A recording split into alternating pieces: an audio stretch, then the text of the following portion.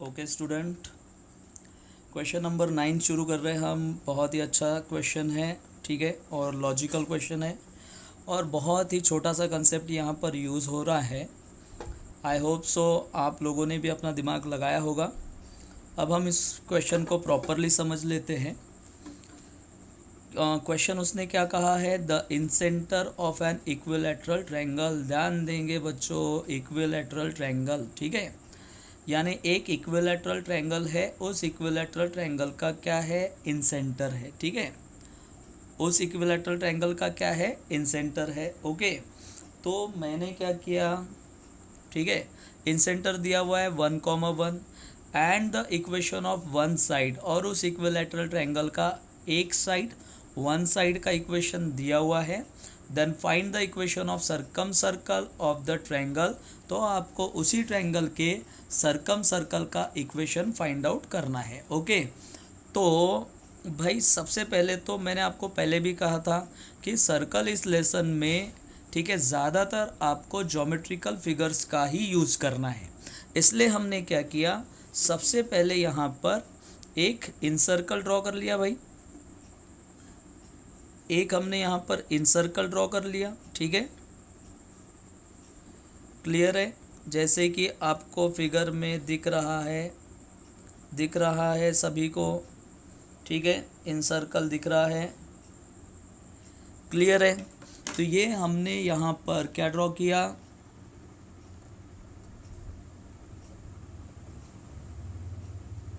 ये हमने यहाँ पर क्या ड्रॉ कर लिया, इनसर्कल ड्रॉ कर लिया, ठीक है। अच्छा, ये जो इनसर्कल है, इस इनसर्कल का सेंटर आपको दिया है भाई 1,1। इस इंसेंटर का सर्कल, सॉरी, इस सर्कल का इंसेंटर आपको क्या दिया है, 1,1 दिया हुआ है, ठीक है। और इस, ठीक है, इक्विलैटरल ट्रायंगल का एक साइड, कोई भी एक साइड, उसका इक्वेशन आपको दिया है। तो मैं इस साइड को, ठीक है, साइड यहाँ पर BC कंसीडर कर लेता हूँ। तो BC का इक्वेशन दिया है 3x + 4y + 3 = 0। ओके, समझ में आ रहा है। और इस बेसिस पर इस इक्विलैटरल ट्रायंगल का जो सर्कम सर्कल फॉर्म हो रहा है, सर्कम सर्कल जो फॉर्म हो रहा है, उसका आपको इक्वेशन फाइंड आउट करना है। तो आप एक बात ध्यान में रखेंगे, किसी भी इक्विलैटरल ट्रायंगल में, ठीक है, इन सेंटर, ठीक है, इन सर्कल और सर्कम सर्कल, इन सर्कल और सर्कम सर्कल दोनों कॉन्सेंट्रिक होते हैं, यानी दोनों का सेंटर एक ही होगा। तो सर्कम सर्कल का भी सेंटर एक होगा, ठीक है। तो मैंने यहाँ पर सेंटर ऑफ सर्कम सर्कल,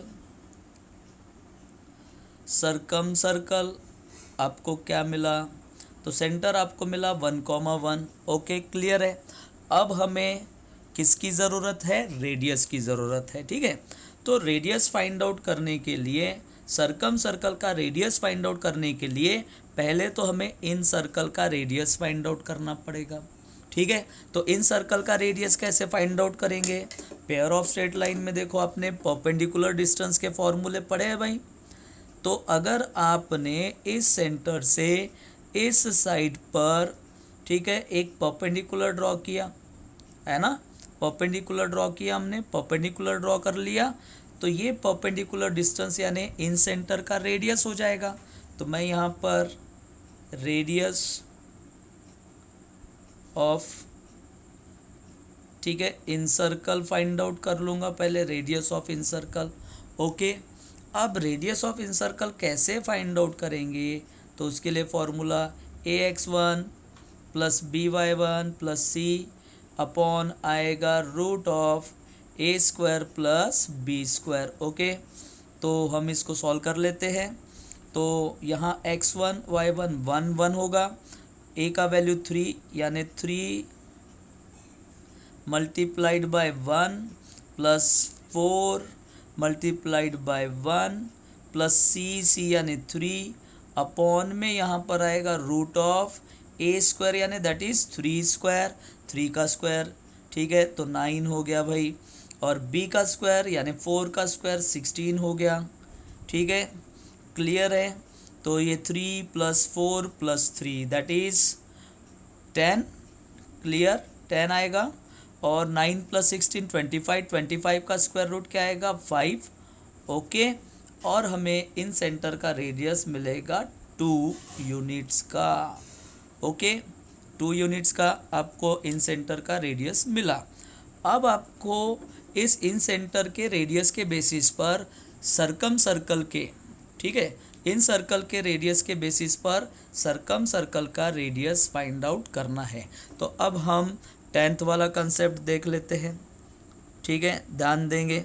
अगर मैंने पॉइंट ए और सेंटर को ज्वाइन कर लिया तो आप ये देखेंगे कि ये जो है ये इस सर्कल का क्या है, मीडियन है क्या, मीडियन दिख रहा है आपको, सर्कल का मीडियन है। अच्छा, अगर ये सर्कल का मीडियन है तो ये तीनों मीडियंस एक दूसरे को जहाँ इंटरसेक्ट करते हैं उसको ऑर्थो सेंटर कहा जाता है, ठीक है। और ऑर्थो सेंटर नहीं, इसको सेंट्रॉइड कहा जाता है। और सेंट्रॉइड जो है वो, ठीक है, इस मीडियन को किस रेशो में डिवाइड करता है, 2:1, 2:1 के रेशो में डिवाइड करेगा। यानी ये जो, ठीक है, सेंट्रॉइड है मीडियन को 2:1 के रेशो में डिवाइड करता है, ठीक है, क्लियर है। तो ये 2 क्या है भाई, 2 ये सरकम सर्कल का रेडियस है, 1 ये इन सेंटर का रेडियस है। तो इन सेंटर का रेडियस सरकम सर्कल, इन सर्कल का रेडियस सरकम सर्कल का रेडियस, दोनों का रेशो क्या हो जाएगा, दोनों का रेशो क्या हो जाएगा 1:2 या 2:1।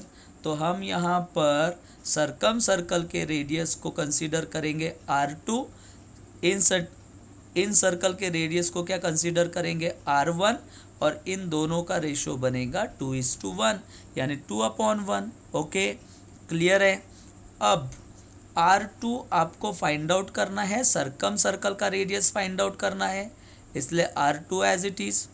R1 इन सेंटर का रेडियस आपने फाइंड आउट कर लिया 2, इसलिए R1 की जगह 2 रख दिया मैंने, और 2/1 दैट इज R2 = 4 हो जाएगा, यानी सरकम सर्कल का रेडियस आपको मिल गया, ठीक है। सरकम सर्कल का रेडियस जैसे ही आपको मिला, ठीक है, तो आपने क्या कर लेना है, सेंटर रेडियस फॉर्म यूज कर लो, बाय सेंटर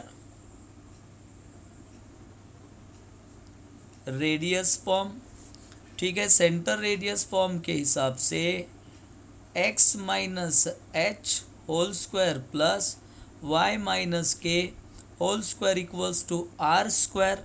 तो यहाँ मैं R2² कर दूंगा सरकम सर्कल के लिए, और सेंटर तो आपको पता ही है, तो x - 1 whole square plus y - 1 whole square equals to r² that is 4।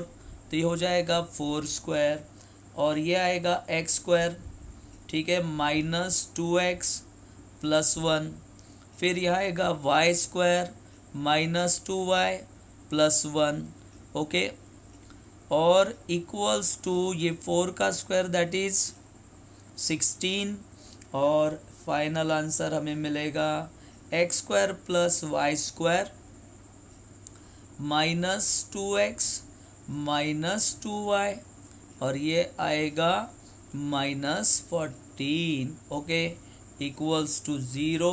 और भाई हमारा राइट ऑप्शन क्या रहेगा, चेक करेंगे हम, ठीक है, राइट ऑप्शन हमारे लिए आएगा, ठीक है, बी ऑप्शन राइट ऑप्शन है, इसलिए हमारा आंसर रहेगा, ठीक है, बी, ओके स्टूडेंट्स, ठीक है, थैंक यू।